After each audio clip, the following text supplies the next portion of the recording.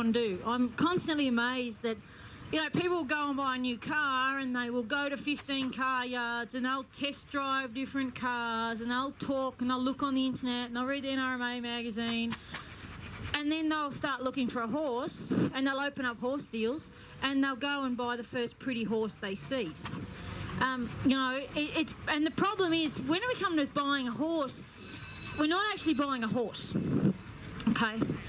We're not actually buying something with 4 legs that goes neigh and eats grass all day. What we're doing is we're buying enjoyment. We're buying an experience and we're buying a dream. And when we start to buy into the dream of a horse, any horse, sometimes we let our emotion get in the way of what's actually practical, and we let our heart kind of rule our head a little bit. And I am constantly amazed, and to be honest, it was why we started Cherry Tree Equine, our little business, 7 years ago, because I just was horrified at how many people were either buying horses that were inappropriate for their needs or were being ripped off. Now, they weren't always being ripped off intentionally, some were, but they were just not aware of the market and what they needed and what their options were, and so they were ending up with horses that either cost too much or didn't suit their needs. And you know, sadly, some people leave the industry when that happens. Now, let's be totally honest, every time a person leaves the industry, whether it's Cherry Tree Equine or, you know, Horseland in Fish Week, if someone leaves the industry, that's a loss to us, and I like to see people having a good time. So, you know, I'm pretty keen to see people buy a horse that's suitable, and I'm pretty keen to see people do it in a way that creates the least heartbreak and the least hassle for them as possible. So, you know, the first thing I say to people when they're going to look for a horse is write a list. Sit down and imagine your absolute dream horse. So write down absolutely everything you're looking for in a horse. And Louise and I were having a bit of a giggle just a minute ago. Louise said to me, she wants this horse with spots. You know what? You know, like, okay, colour, sorry, paint. You know, this is the thing. If that's what Louise wants, that's cool. You know, and she might then decide how hell-bent she is on getting that colour. I tried to sell her a spotty horse instead. But, you know, like, this is the thing. At least Louise knows what she wants. You know, she's halfway there to making sure she buys a horse that suits her needs and desires. And let's be honest, for Louise, owning a horse, it's about pleasure, it's about enjoyment. She wants to walk out every day and smile when she looks out her kitchen window and sees that pretty coloured horse. You know what? There's nothing wrong with that. You just might have to wait a little longer or look a little harder to find the horse you're after. You know, if you're interested in competition, colour may not be so important to you, and instead you might look at bloodlines or performance or that sort of thing, you know. So if you're actually really aware of exactly what you're looking for, straight away you can cut out so many horses out there that don't suit your needs, and therefore you can save yourself a lot of time and money by staying away from them. So, you know, there's a few little things that I'm really particular about. Now, we were talking about this horse. This is T. I bred T. I started him. You know, like, the funny thing about T is I can sit here and the tractor pull can be going on and all the noise, and you can all sit here and go, oh, gee, what a nice horse. How quiet is he? The first time we rode this horse, he bucked someone off. Like, I'll be honest. You know, so these sorts of horses just don't happen. You know, I was just telling someone before, we put this horse on the market about 5 years ago for 11 grand. And after I'd had numerous calls, this horse has done a lot of stuff. There's a bit more history to him. He's done a lot of things. After we'd had numerous calls from people that just were not suitable, I actually kind of realised he was probably worth more to me at home. And hence why I still have him. I don't know who's more happier about that, me or him. So, you know, this is the thing. You've got to be really aware of what you're buying. If anyone had come to me, we teach beginners on this horse in my business. He is sometimes one of the horses we use in clinics at home. I have shown this horse in multiple disciplines. He's had some reasonable success. You know, but when this horse was 5 years old, I wouldn't let anyone else get on him, okay, because he just wasn't safe. To me, he wasn't safe. He was young, he was silly, and there's the first thing, age. The number of times people have come up to me and said, we bought a young horse so that the horse and our child can learn together. I work in this business every day. My whole life revolves around four-legged critters. I have a 3-year-old son. His pony is about 20. That's the kind of age those little kids want, okay? And actually, he's a bit of an interesting story. You know, we talk about looking for horses. You know, he's the classic thing. You need to think about where you're going and where you're looking for horses. Like I said, he's an older pony. The people who own him will never sell him. I've just got him on loan. That's my kind of pony. For a 3-year-old child that really isn't that keen on riding, what better could you ask for? You know, he's got a pretty good refund policy, that little fella, so I'm kind of happy about that. But you know, this is the thing, go and find an older horse. This horse now, I would still be very selective about where I sold him. If I sold him, he's not for sale, please, I'm not trying to sell him. If I was to sell this horse now, I'd be very selective about where I sold him, because even though he's older, he's a little bit cunning, and he's a little bit lazy, and it wouldn't take much to press the wrong buttons with this horse. So whilst I'm happy to teach beginners on him, I would be very, very careful to sell him to a beginner. So you got to look at your horse, okay? What are some of the things you should be looking for when you go and look at the horse? Now, the guys from Black Pearl were doing some great demos here before about falling off horses and throwing down the sides and all that kind of stuff. You know what, if I was going to buy a horse for a beginner, I would be riding it like one. And I have done this for clients. I get up here and I go like this and I flap and I just flap about, and you know, then I might lean down the side and I might fall down this side. It'd be funny if I fall off here in a minute. Okay, and I might just bang about and just, you know, do everything that you would expect someone who can't ride to do. Okay? Because at the end of the day, that's what that person's going to do. Now, and you can see even this bloke, he gets a little wound up after that. He doesn't quite go back down to neutral so fast. So, you know, you're going to look at the horse and you get on him. Now, the first thing I would do before I got on the horse, is I would ask the owner to get on. I have walked out of horse sales for clients. I have walked out of horse sales when the owner said, when we have turned up and I've said, will you get on? And the owner has, or the seller has said no. Okay? Now, like most of these things, I can tell you some good personal experience stories about what not to do. Only horse that I've ever regretted buying, the only horse that I've ever regretted buying, the only horse that really gave me a lot of trouble was one that when I turned up to look at it, and I bought it for me, was the one that the owner wouldn't get on. I was a bit younger then, you know. Now I would go, well, I'm not interested, okay? So the owner gets on, rides the horse around. You're pretty happy with it, so then you decide to get on. Now, I'm big on horses being broke. So, and by broke, I don't mean able to run a reining pattern. I mean broke as in things like, if I stand up, he shouldn't go anywhere, okay? If I plop down, that should be fine. Now, the thing I'm really big on, and it shows how well horses have been worked on, it's not, again, none of this is a absolute sale ender, okay?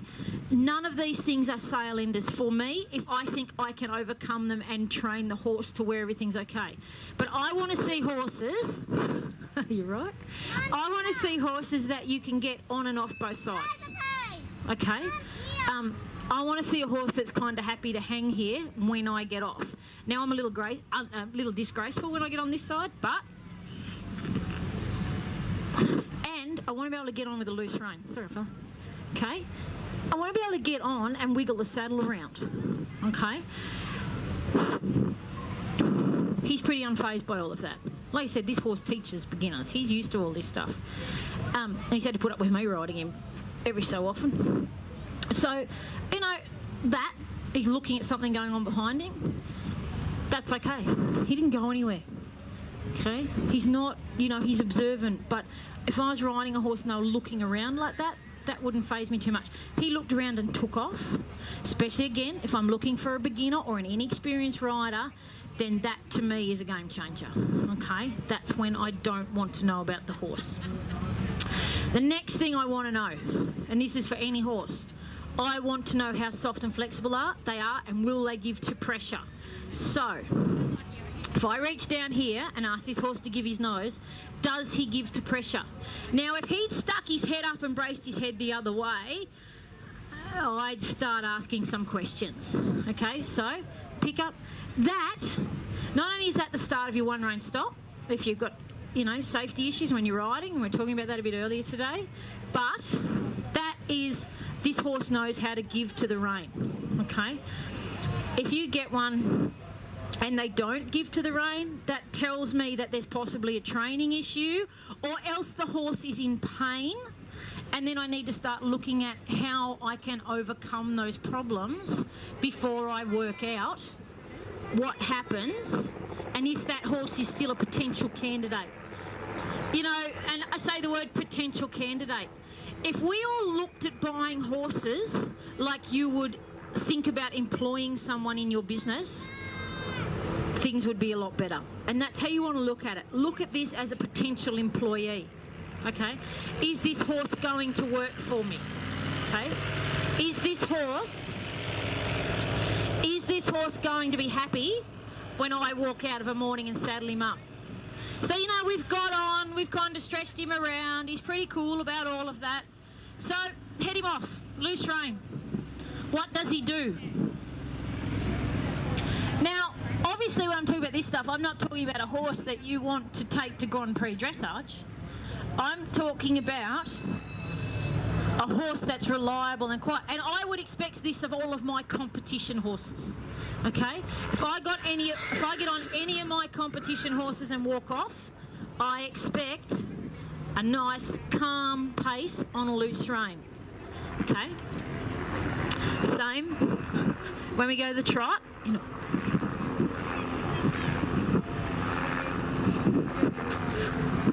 What does he do? No, I'm not worried about him winning. Now, if you want to test the responsiveness of your horse, and this is an exercise that I use in my clinics, but it's a great exercise to just check out how responsive a horse is to you. As you're trotting along, this is what we call the guiding exercise. So, what happens with the guiding exercise is that I go along on a loose rein, and wherever my horse wants to go, I turn him in the opposite direction. So, I'll head him down here. Can you see how he's heading to you guys? I turn him this way. Turn him loose again, he's heading that way. Turn him loose. Now, if you are you're trying a horse, you're interviewing that prospective new candidate. If you do this and you turn him loose and that horse just goes straight out across the pen and resists any attempt for you to change direction, I'd be starting to ask more questions again. Okay? I would be starting to think, and I'd be starting to want to know why that horse is not soft and supple and is not willing to change direction when you ask him to.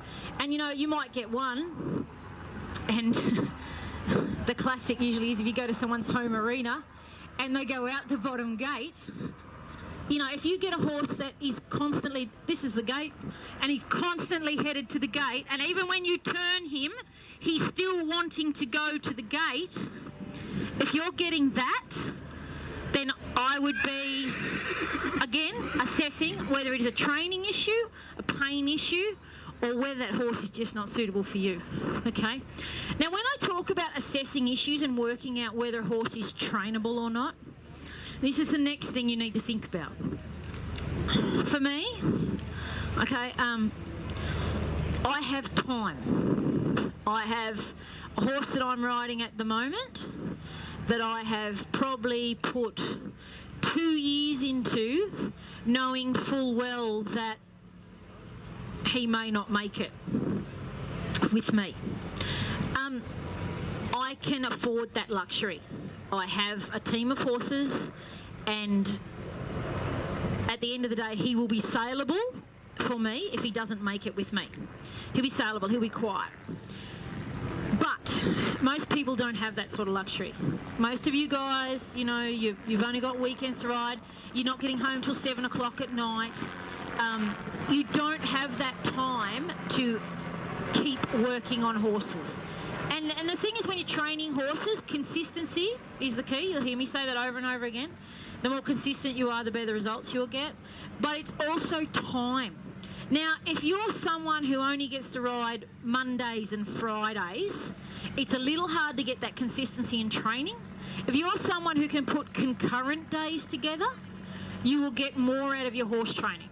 So if you can only ride 2 days a week, and you had the choice of riding Monday and Friday, or you had the choice of riding Monday, Tuesday, I will tell you to take Monday, Tuesday. Because Monday, Tuesday means you're doing 2 days, one after the other, and the lesson is going to stick better with your horse, okay? So have a think about that. When you're going out and you're trying these horses out and you know, you're having a few problems or whatever with them, and you're like, okay, so the horse is a little bit gate bound, okay? He's a little bit, all he wants to do really is head back to that gate. If you're someone who only gets to ride on weekends and your horse is at an adjustment centre, you're probably not going to have the time to fix that. I can't compete with him. Lucky I know him.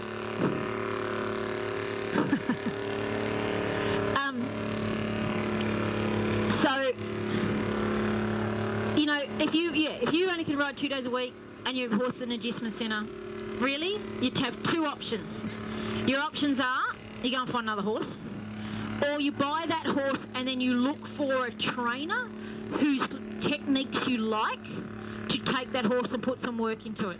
I've got a horse at home at the moment that someone has sent me down from Sydney, and she bought this horse, and this lady has she's a very nervous rider actually, and I would think by the time she actually gets the horse back from me, that horse will have had about 14 weeks with 2 different trainers. Now, at $300 odd a week, you add that up. But that was her decision. She works in Sydney. She works like in the city. She doesn't have time to spend a lot of time working her horses. So she made the conscious decision when she bought this young mare that she would get people who she trusted to work with the mare and get her to the level where she could take her over and go out and have fun on her. So, you know, but I couldn't afford to do that. I'm all right while I'm on the receiving end of that sort of stuff, but I don't want to spend that sort of money. But that said, and I will tell you all this honestly, that said, my breakers, like I said, we breed all our own horses, and all my breakers go to a friend of mine to be ridden. And he puts probably 4 to 5 weeks on each of them, because I know damn well he can do a better job than I can. He puts in big miles on them, and he does a fantastic job. And at the end of the day, I get a horseback that's 3 months further ahead than where it would be if I was trying to do it when I'm away so much doing clinics and stuff. So, you know, even I will go to help, you know. So don't be scared to ask for help. And talking about asking for help, if I have one major complaint about the horse industry in this country, it is the fact that we all think we can do everything on our own. Now, we can't. In the States, there's quite a culture of paying people to help you buy horses. And it's a fantastic idea, because what they do is they get trainers and professionals to actually go out and help them buy the right horse. I'm not trying to tell you to go and do that. What I'm telling you guys to do is go and get some help. Go and speak to people. Go and find out, like, who's got what's going on. And you know what? You know, you've probably got some really good horse friends. You've probably got some friends who know a lot more about horses than you do. Ask them to come with you. Offer to buy them lunch. Most of them will say yes. You know, and if you're not in a position to have that, pay someone to go. It might cost you a little bit of money on the day, but you think about it. If you go and buy the wrong horse, how much does that cost you? You know, if you go and buy an $8,000 horse and 6 weeks later you can't ride him, how much does that just cost you? So, you know, it's questions to weigh up as you go. Now, talking again about, you know, thinking about what you're looking for, confirmation. This horse, as a performance horse, I actually don't love his conformation as a performance horse. He's a bit long. He's a little heavy in the front end for me. There's a few things like that. But you know what? If I was buying him as a trail riding horse, there is nothing about this horse's conformation that would upset me. Okay? I will forgive conformation faults if I can get temperament, if I'm looking for a quiet horse. If I've got a client who just wants a trail riding horse that is reliable, that can hop on once a month, and it's got a slightly turned front leg, make them aware of it, but it is not actually the end of the day. Okay? That horse will still go on and be very usable, and those people can enjoy him. And, you know, the horse will have a good life too. And that's the thing, there's a place for these horses, you know. Not all of them can be like mine that retire in the paddock. So, you know, we've got the list, okay? We've got the list. We've gone through the list. We've gone through horse deals. We've gone through every Facebook site in Australia. And we've narrowed it down to about 5 horses, okay, that we like. We've rung up and spoken to the owners. We kind of like what we're hearing. There's nothing that's really putting us off. So we go. We go to look at the horse.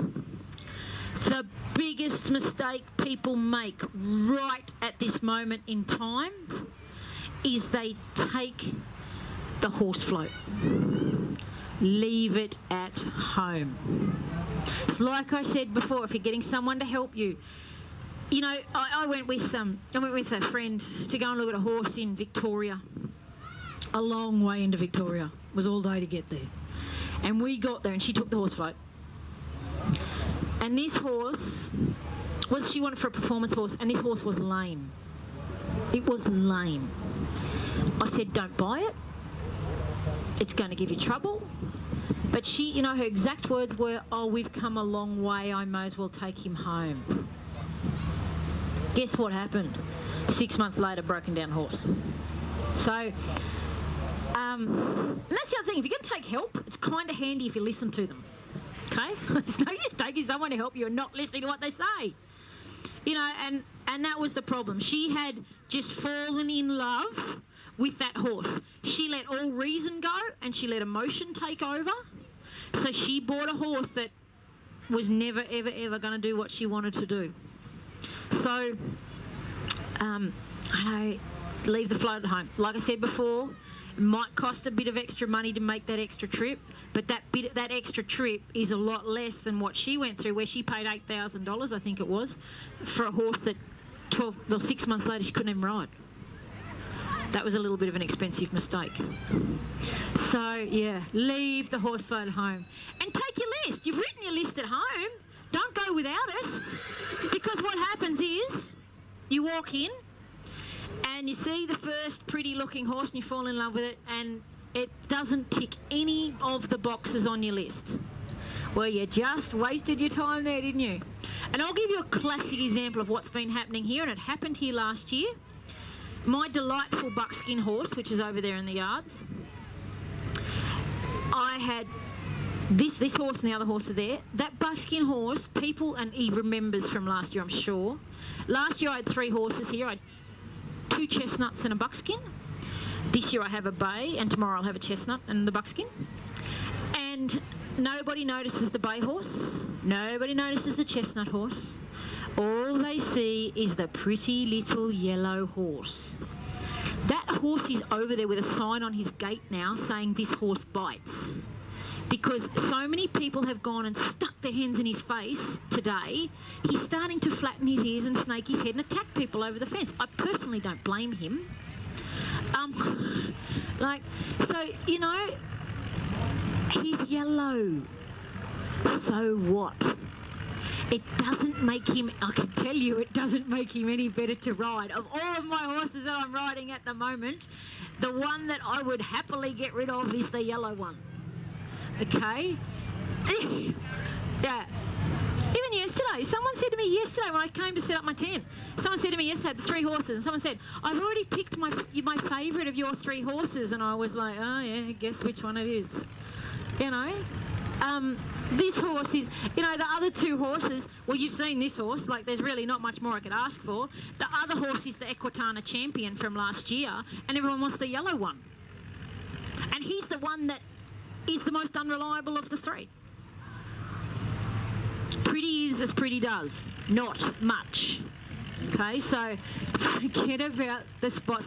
Although, again, I don't want to have a go at like what Lou said. Let me clarify that. If your absolute heart desire is to own a beautiful brown and white horse with purple eyes and pink spots, go for it. Look for that horse until you find it. Yeah, see? You know? But just don't buy a horse that's brown and white with purple eyes and pink spots because it is that colour. Make sure underneath that coat there is the horse that's going to do what you want it to do. Okay? If we put as much effort into buying our horses as we do into picking our partners, and I don't know about you guys, but I actually spend more time with my horses than I do with Warren. So I kind of have to get along with them probably better than I get along with him. So actually, it was a bit of a joke at Equitana last year when I said to everybody at the presentation I'd get rid of Warren before I'd get rid of that horse. Everyone thought I was joking. I'm not. And he knows it. So, you know, you have to be realistic about this. I am going to spend more time with this horse. I have spent more time with this horse in my life than I have with Warren. So I probably get along with, I don't know which one I get along with better actually. Warren's not here to defend himself this weekend, so it's okay. I can pick on him. So, you know, think about this. Think about this. Remember, you are not buying a horse, okay? Forget that. Forget that you're buying a horse. You are buying an experience. You are buying an emotion. You are buying enjoyment. If your horse is not going to give you those, what's the point in having him? You know, you're not, you know, you have to make sure that what you're buying is going to suit your needs. And the problem is there's too many people out there, unfortunately, who aren't doing that.